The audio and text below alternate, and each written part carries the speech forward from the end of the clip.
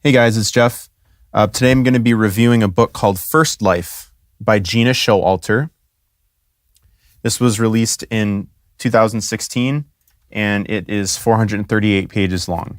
And I found it in the teen fantasy young adult section at Barnes & Noble. And I first came across this book. I was just kind of walking through Barnes & Noble, saw it on the table maybe like a year ago. And it kind of caught my attention, read the back, and it sounded cool, but I didn't buy it right away. And then probably a month, 6 weeks ago, something like that, finally bought it and, bought it and read it, and now we're doing a review on it. So we have a lot to talk about for a book where not a lot happens, and we'll get into that. But as a disclaimer, I do go over the plot in detail, so just be warned about that, okay? So the book follows Tenley, 10, Lockwood is her nickname. It starts with her in the Prynne Asylum where she's been for 13 months. Her parents have placed her there to basically torture her into choosing where she wants to live after she dies. And yes, you heard me right. Forcing her to choose where she lives after she dies. The life that you and I are living in is called Firstlife, hence the book title, where it's just a dress rehearsal for your afterlife. So the Everlife. Once you die, you experience first death, you die, and then you go into the Everlife, and you choose one of two realms, Myriad or Troika. Myriad is all about power, strength, cunning. They live in moonlight and the shadows. They will often create covenants with people to try to incentivize them into picking their realm. So if they're interested in you joining their realm, they might give you fame, riches, spoils in the first life and possibly the Everlife, in order for them to try to recruit you. Although you can go to court to appeal your case if you feel like you've been wrongly deceived into picking their realm. Now, the other one is Troika, and they're all about making your own decisions. They won't force you into choosing their realm, but they will show you the benefits of living in their realm. But they put a strong emphasis on, we're not going to force you to do anything. You have to make that decision yourself. And both realms will often come down to Earth, they call it the land of the harvest. They'll often come down in shells, which look like humans, to try to befriend them and show them like visual holographic tours of their realm to show them what it's actually like to live there. They're all about forgiveness, that you're a part of a greater whole, and they're powered by light. So Troika is more about light, Myriad is about darkness, but it's not, just because Myriad is in darkness and shadows doesn't necessarily mean that they're the bad guys. It's not like one is really better than the other. I kind of equate it to like choosing a college where, say for example, Ohio State or like Florida State or somewhere in Georgia or something. Two schools might be rivals. They both have their benefits, their pros and their cons, but one is not evil over the other one. Myriad, not inherently evil. Myriad seems to be a little more on the evil side because they are more about power and just brute force almost. But there are good and bad people in Myriad, and there are good and bad people in Troika. So it's not necessarily that one is always going to be better than the other. Now, it follows 10. The story starts off with 10 in the Prynne Asylum where her parents have put her. 10's parents are Myriad supporters. They've already signed with Myriad, and Myriad wants her in their realm, and Troika wants her in their realm because she has a very special ability, which is one in a billion, maybe even rarer than that. Once she dies, whatever realm she chooses, if she chooses myriad, she'll become an abrogate. If she chooses troika, she'll become a conduit. And that's basically the highest rank that a human can attain after they die. So just a quick hierarchy. You've got the first king, which is basically like God, who created the both of the realms and all the humans. He had two sons, one to watch over myriad and one to watch over troika. And what do you know? One of them wanted more power, so they attacked the other realm, and now they've been at war for, it doesn't really say, but we can assume centuries, even thousands of years. So,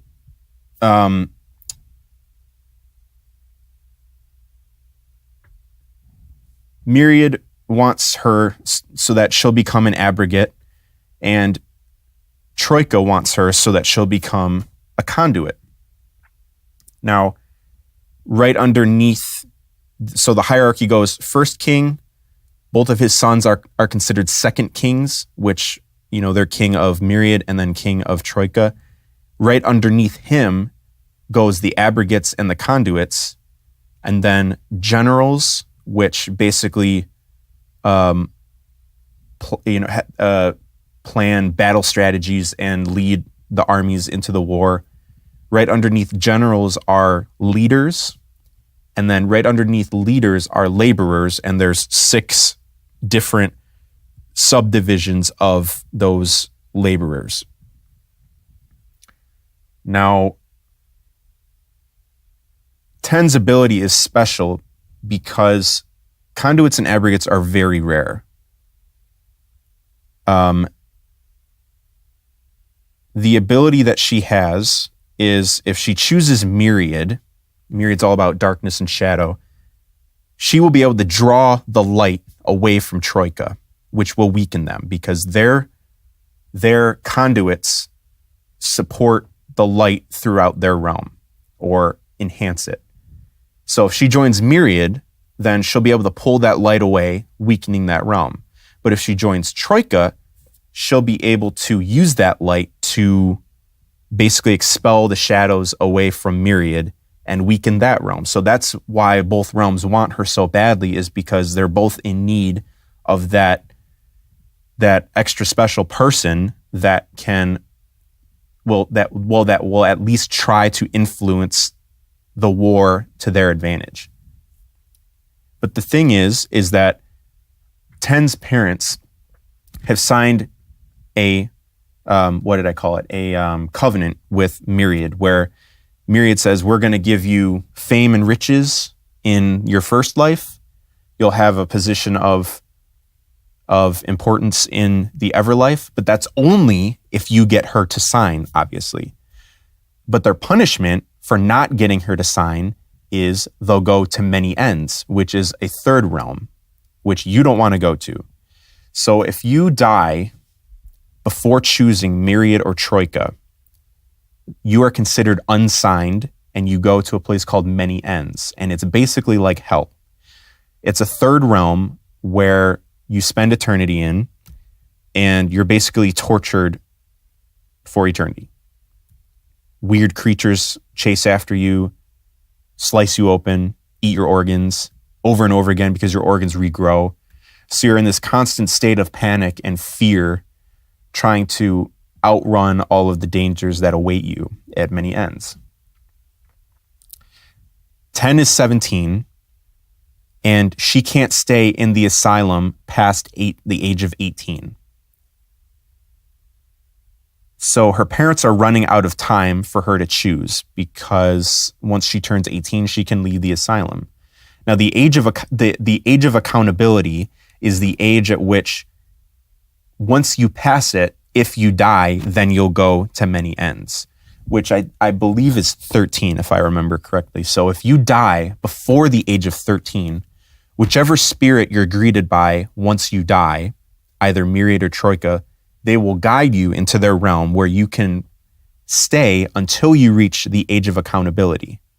So once you reach the age of 13, you can choose, yes, I'd like to stay with your realm, Myriad, or yes, I'd like to stay with your realm, Troika, or I'd like to go to the other realm, and those realms can't do anything about it. But if you die after the age of 13 and you have not chosen yet, then you are unsigned and you immediately go to many ends. Let's see. So when she's in the asylum, she's basically being tortured by Dr. Vans, who is the head guy there. And he's unsigned himself because he's basically made a pact with both realms to remain unbiased, because although Troika doesn't use force and power to influence people's decisions, they, as far as I can remember, will still reward him or, try to get him to see or try to help steer these people in the right direction. But I'm making it sound nice, but it's not, because he is torturing not only 10, but all the other inmates there as well. It's basically an insane asylum, but 10 was placed there not because she was insane, but because her parents wanted to force her to choose a realm. So he remains neutral, where he tries to influence people who are thinking about Myriad. Yes, here's the benefits of Myriad. I'm thinking about Troika. Here's the benefits for Troika. While she's in there, she befriends Killian, who is a new member to the asylum, and Archer, who are actually spirits in shells. Maybe I didn't mention shells. They're spirits that look like humans that can come down and befriend humans to try to get them to turn sides. So Killian is from Myriad and Archer is from Troika. They've been sent by their superiors to try to recruit 10 to joining their side.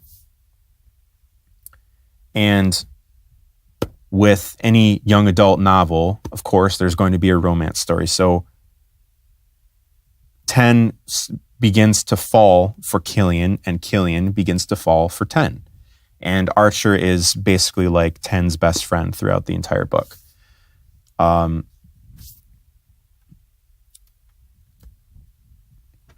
of the other reasons why Myriad wants 10 so bad is that in your Everlife, there is such a thing as second death. So you can die once you've been in your realm for so long, or afterlife. You don't die from disease or old age because you basically live forever, but you can die from a mortal wound, either, like a sword or some type of weapon that can physically injure you and kill you that way. Now, if you're in Myriad, they believe that once you experience second death, then your spirit becomes fused with another person on Earth. And I won't know that I'm fused with someone because it'll happen when I'm born. Whenever someone dies in Myriad, I'm born at that exact moment, and their spirit becomes fused with mine. So the personality that I've got right now might be the result of another spirit being fused with me, although I don't know that they're fused, and that spirit doesn't know that they're fused with me.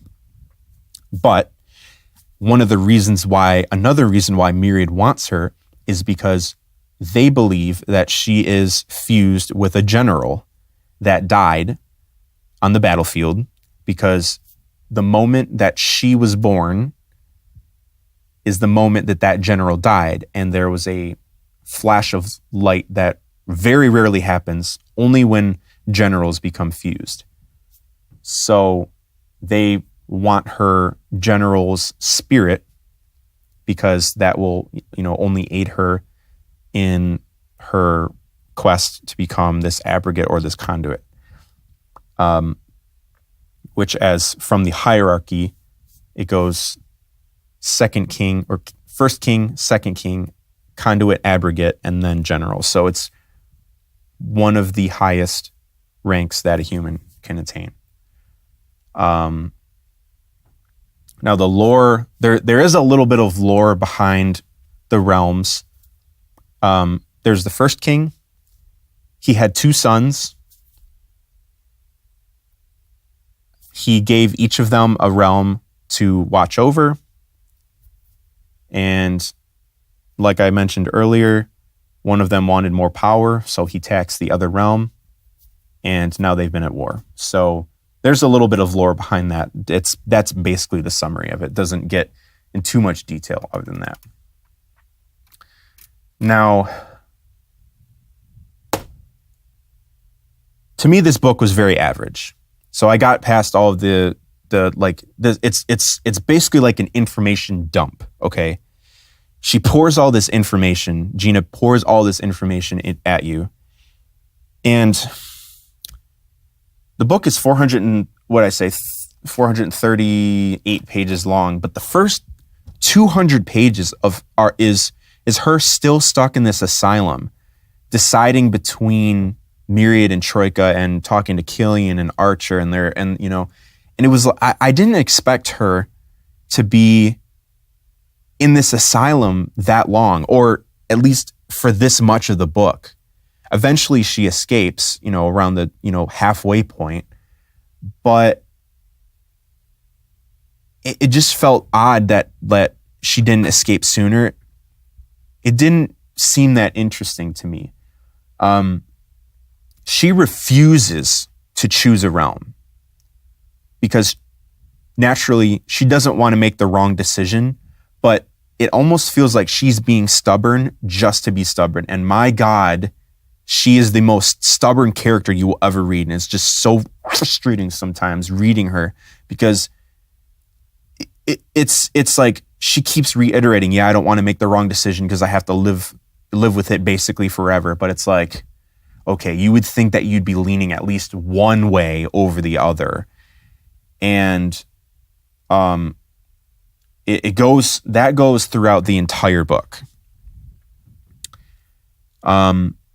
Especially since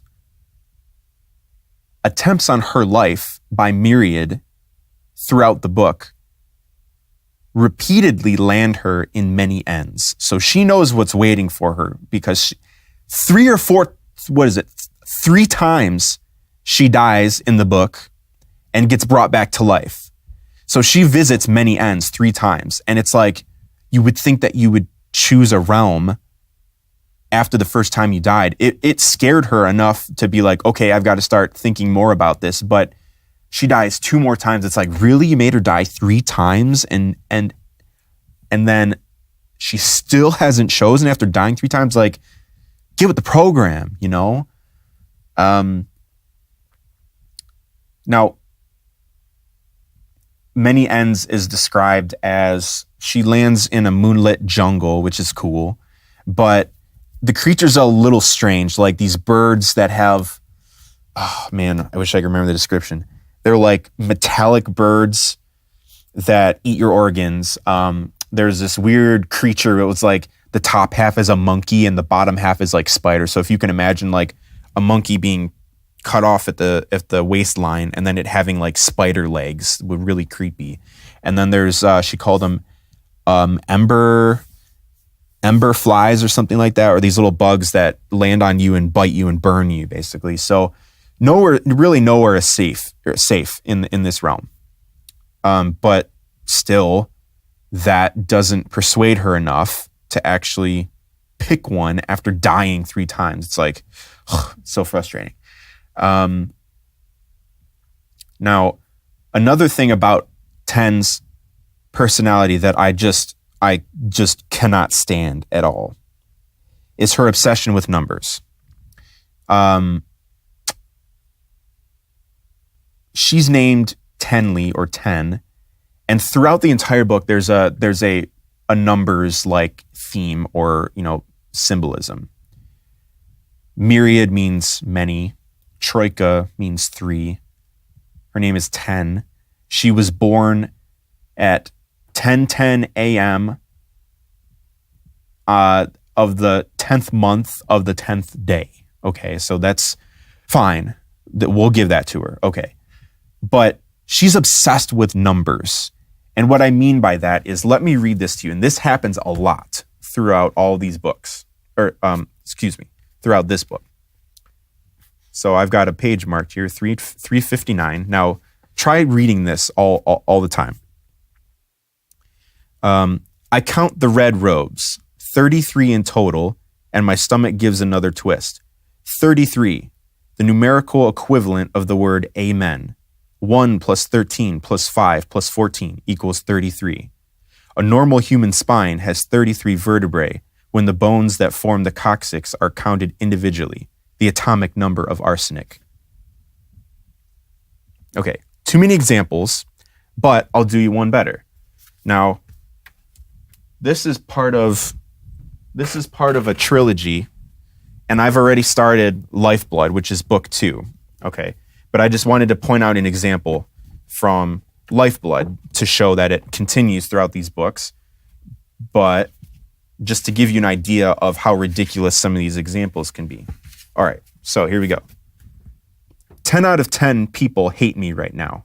10 out of 10 people will die during their lifetime. The two most popular numbers in the world are 3 and 7. 3 plus 7 equals 10.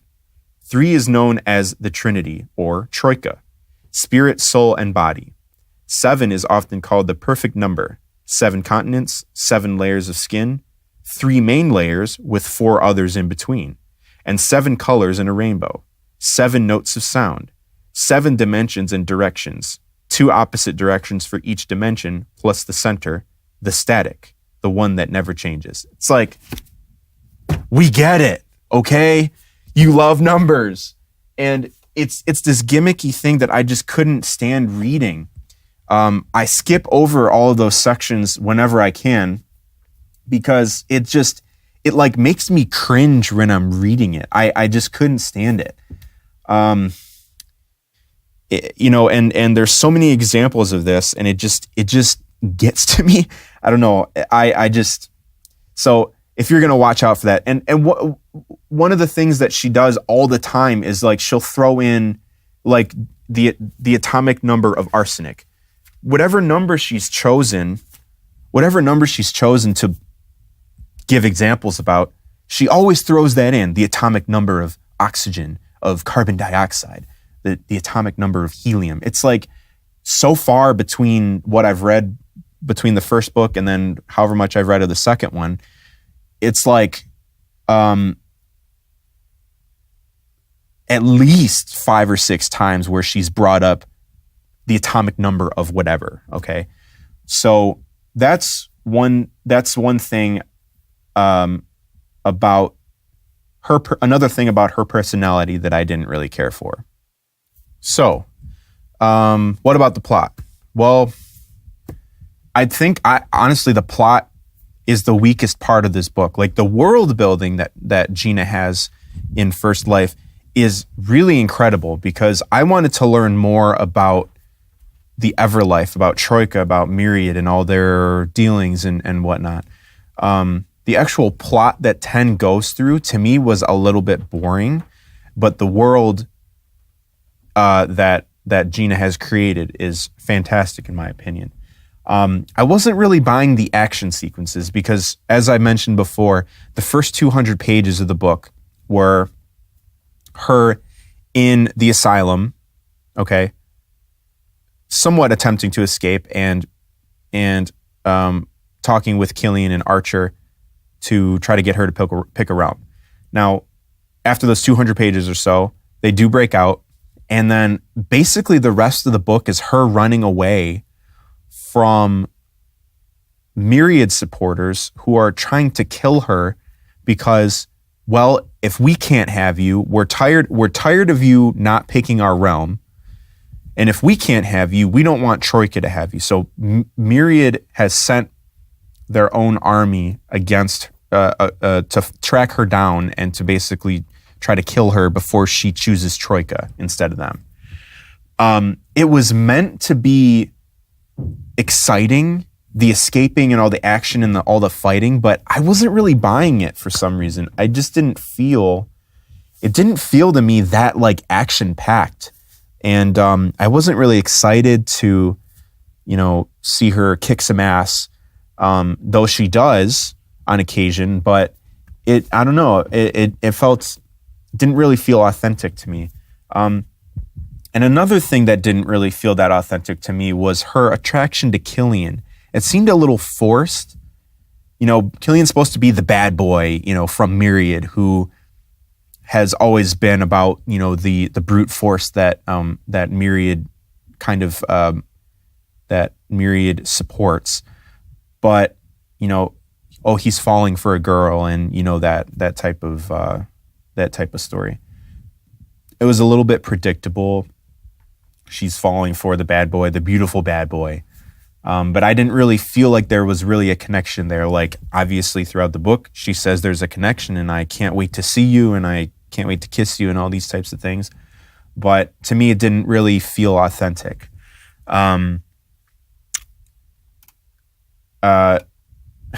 Now, both Myriad and Troika, they're laborers. So, Killian and Archer, they both give 10 tours of like virtual reality tours of their realm, as they often do with other people. And it's basically like a hologram has been put in front of your eyes, and they can walk you through their realm or show you pieces of it, not everything, but show you pieces of it. And there, for Troika, it seemed a little over the top, a little strange. It's meant to be this beautiful realm, diamond structures and, just perfect architecture. But then she looks over and people are like riding lions and hoverboards. And I thought that was a little strange. It felt kind of weird to me. I was like reading about a realm in the afterlife, and she looks around and someone's riding a lion, and then going this way, and then someone passing her is riding a hoverboard. It just felt a little weird, like this futuristic and this over the top story was just like kind of thrown in there. It just felt a little strange to me. It was a little over the top for me. To go along with that, oftentimes, like if you and I are sitting here and we feel an earthquake nearby, most of the time it's not an earthquake. It's actually the realms battling within their spirit realm, but like right next to us, and we feel the effects of their swords clashing. Now I say swords because Troikans have swords of like flaming swords of light, and then Meridians have their like equivalent to that, where it's kind of like wrapped in shadows. But so you're thinking of these like medieval primitive weapons, but then some people are pulling out like laser guns. It's like, really? You threw like laser guns in there? That was a little strange to me. So imagine people sword fighting and then someone pulls out a laser gun and starts shooting lasers. It was a little weird. Like the futuristic things, like it would have been cool if it was just like, I could do without the lions and the hoverboards. It just didn't really seem to fit the world that Gena set up. It wasn't really like a fantasy world. I mean, it's a fantasy book, but it didn't really feel like there was, like Lord of the Rings, where it's like magic and dragons and stuff like that. It was like a regular world, but then like laser guns and swords fighting against each other. It just felt a little strange to me. I wish it would have just stayed one or the other. Now, there's a few confusing things about this book that, as I'm reading Lifeblood, the second book, it gets patched up and explained better in Lifeblood than it did in Firstlife. But Firstlife is supposed to be the introduction to this world. So, with that being said, Firstlife probably didn't have to be written. I'm about 150 pages into Lifeblood, and guys, it does get better. So while Firstlife I felt was pretty average, Lifeblood is exponentially better than Firstlife. It shines. Now, I say that because I wish that Lifeblood was the first book in the series, and that it was really only like you've got Firstlife, Lifeblood, and then the third one, which is out already, so all 3 books are out, is called Everlife. So it's a trilogy, right? I wish it was just like a duology where it's two books. I wish that Lifeblood was the first book, and I wish that it had explained everything that happened in Firstlife through like flashbacks of what happened in Tenley's Firstlife, rather than having an entire book of her Firstlife. I found that it would have been so much better summarized as flashbacks from Lifeblood. So this Firstlife to me probably didn't even have to be written. Now, I finished Firstlife and I already had Lifeblood because I bought it, in anticipation of liking it, and I did like Firstlife. A little stagnant, but I want to pull up Lifeblood for a second, because at the beginning of Lifeblood, there is a glossary of terms exerted from the Book of the Law, which is Troikin, like their rule book or whatever. Now, I don't know why they didn't include this glossary in the first book. Maybe they didn't know it was going to be a trilogy. I mean, these books came out 2016. The first one came out in 2016. Everlife is already out, and I think it came out last year, so 2017. So within a year or less than a year and a half, maybe a year and a half at the most, all 3 books came out. So whether they knew it was going to be a trilogy or not, who knows? But why they didn't include this glossary of terms in the first book kind of escapes me, because all of this info would have helped me so much, because as I'm reading Lifeblood, a lot of things are being cleared up. But back when I was reading Firstlife, I didn't understand the hierarchy of in the Everlife. So I understood First King and Second King, but I thought it went general, leader, laborer, as it does. But I didn't know where abrogate and conduit fit in there. They didn't make that clear, because when a leader from Myriad comes down and is basically talking to 10, has an attitude towards her and basically, tells her off. And she's a leader, so, she basically says like, no, you don't talk to me like that, and kind of puts her in her place. Although if she would have chosen Myriad, she would have outranked her by two ranks. So I don't know if it was because 10 was still human at the time, is still human, so she's technically not an abrogate yet and doesn't outrank her yet. But you would think that if this woman was going to be, or like if 10 was going to be her superior, she wouldn't talk to her like that. So based on the fact of how her name was Madame Pearl Bennett. So based on the fact of how Pearl Bennett was speaking to Tenley, I thought that like an abrogate or a conduit were a very important position, but not the highest position that you can attain. So that was a little confusing. Now, I want to go over some other things that I brought up. Why wasn't this in the first book? It felt like there were things added to the story, to the lore of the Everlife after this book was written. Like she had to add in a couple things. Oh, I better add these in here as preparation for the story, because she doesn't put it at the end of this book. She puts it at the beginning. So she's assuming that we're going to read all of this before we even start the story. So, like I mentioned, it talks about the hierarchy, the different divisions of laborer that there are, because there's 6 different positions that you can have, and you're considered a laborer. So messenger is one division. I don't know if she even talks about the other. Nope, she doesn't even bring up the other ones. She just has messenger. So, but it says one of 6 main positions within the realms directly under laborer.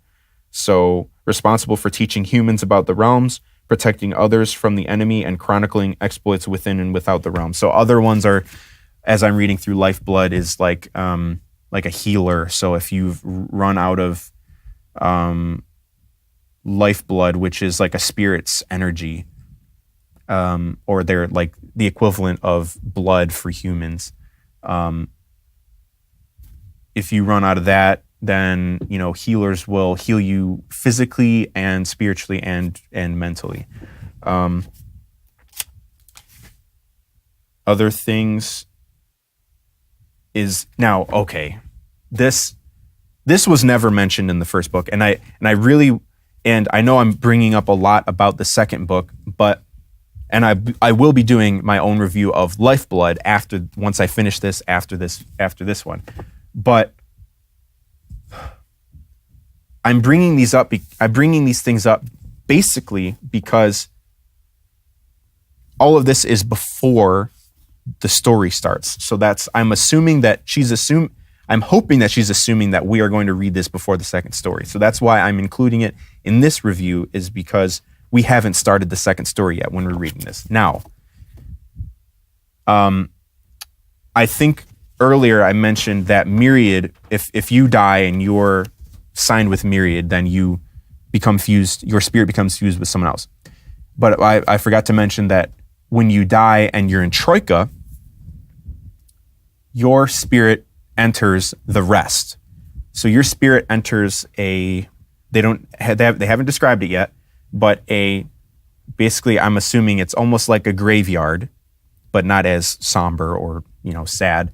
But I'm imagining just a field where a bunch of spirits are eternally at rest, and you know, you are not bothered by the doings of Firstlife and Everlife anymore. So it's not like you can get up and walk around, I'm in the rest.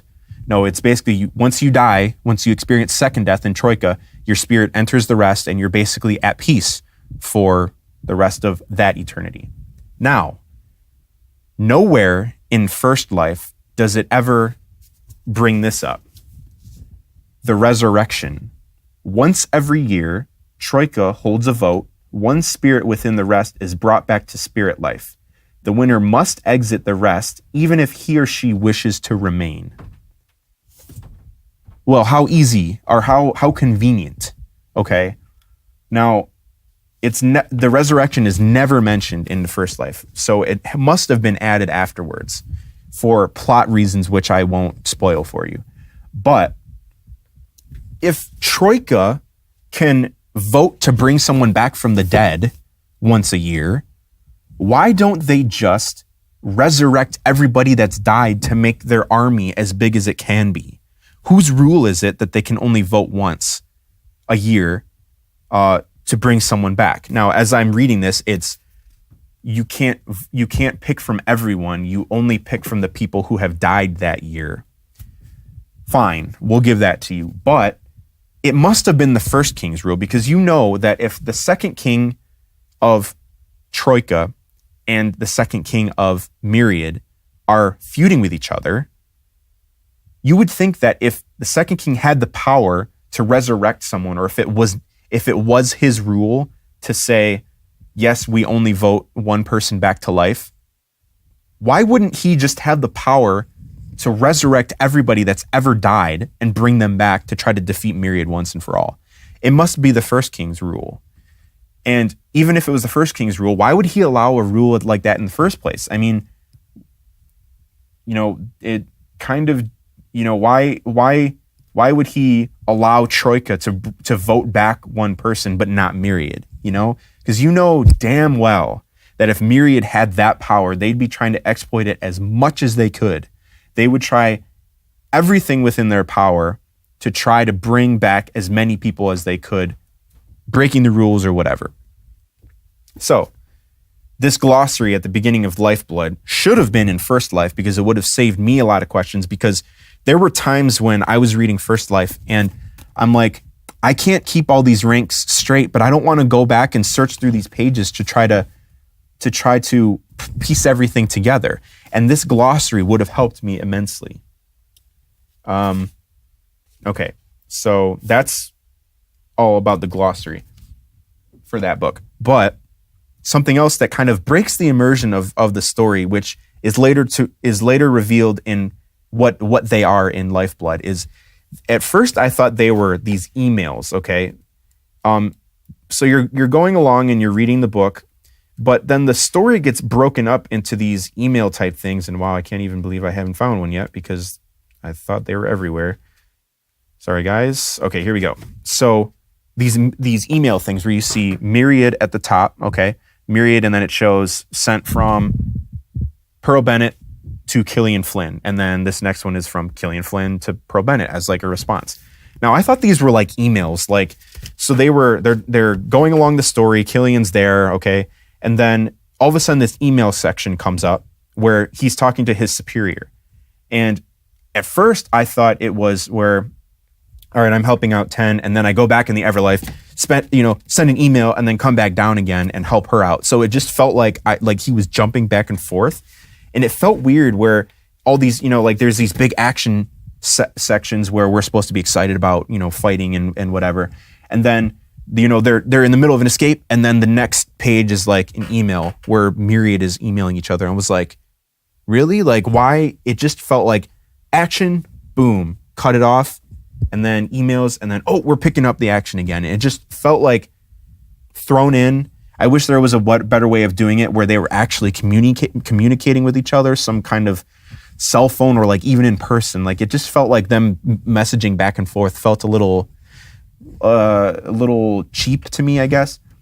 But what it's revealed to be in Lifeblood, never in Firstlife, but in Lifeblood, is that they're actually within the shells. They have a communication system, and they do, although in Firstlife they do often, they're typing on their arm to control their shell. It's never revealed that those messages that they're sending is from their shell to their superior. So that's what it's revealed to be in Lifeblood. Is not like they're going back up to the Everlife, sending an email and coming back down. It's they're sending these messages on their, little hologram arm thing that they've got on their shell.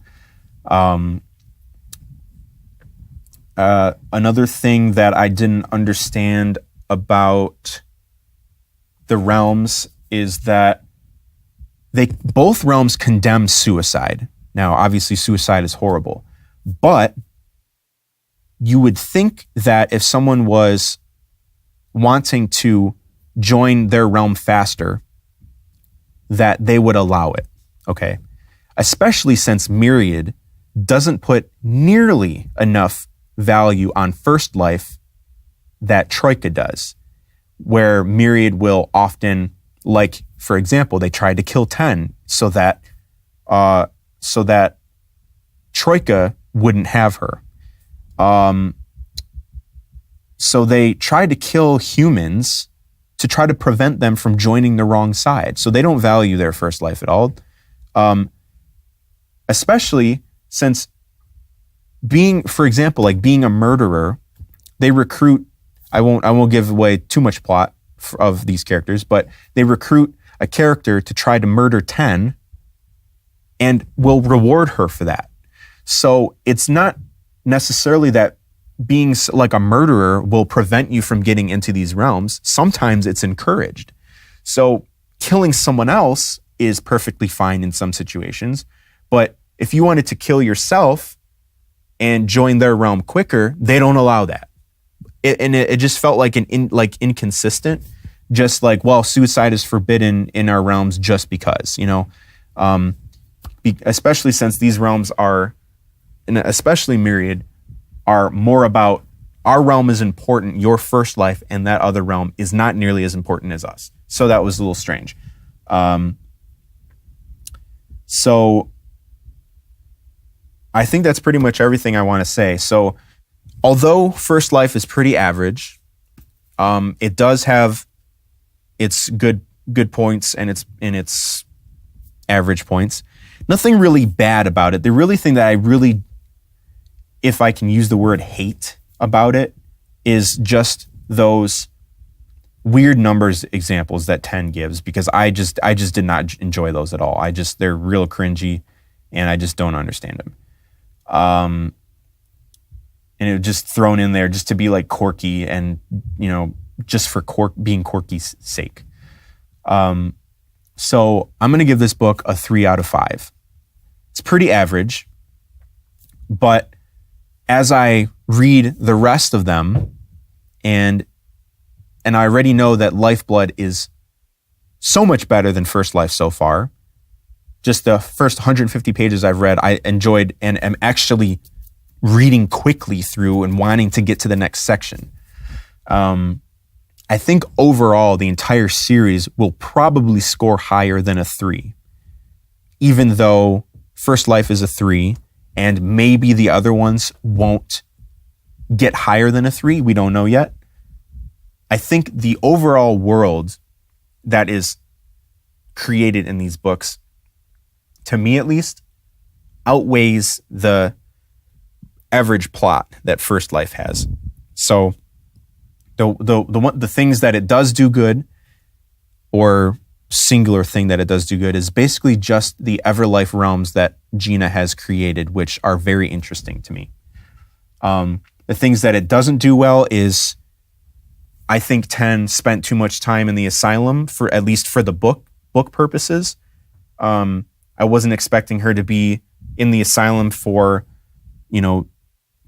literally the first half of the book, and then the second half is her escaping, which didn't really grab my attention that much. It just, like, the action sequences I just found kind of average, and she wrote them, that she was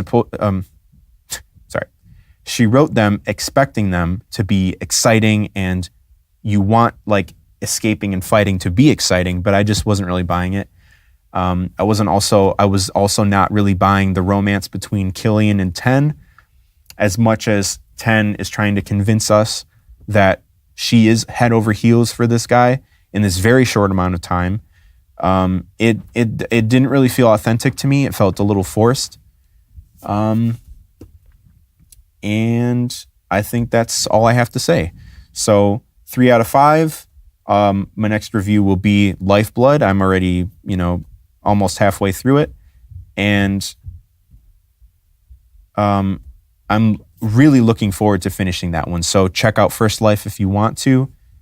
Like, dislike this video, and subscribe if you want to. And I'll see you on the next one.